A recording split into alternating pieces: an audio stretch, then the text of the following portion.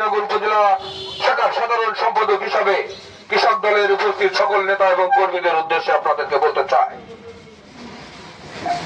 237টি সংসদীয় আসনে আমাদের দেশ নেতা তারেক রহমান যে প্রার্থী তালিকা দিয়েছে, উনি বলেছেন আপনারা দলের প্রতি অনুগত্য রেখে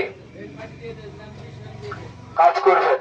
যদি কেউ দলীয় প্রার্থীর বিপক্ষে যে দল এবং সংগঠন বিরোধী এবং প্রার্থীর বিপক্ষে কোনো কাজ করেন, তাহলে দল তার উপর সাংগঠনিক ব্যবস্থা গ্রহণ করবে।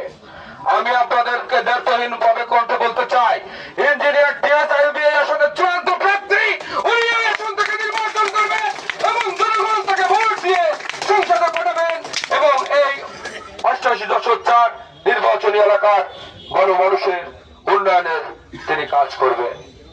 আজকে আমাদের এখানে এই 3 নম্বর ওয়ার্ডের কার্যালয় উদ্বোধন, তারপর আমাদের এই শ্রীরামপুর ইউনিয়নের 4 নম্বর ওয়ার্ডের রাঙ্গাহাট বাজারে আমাদের আর একটা কর্মী সভা রয়েছে।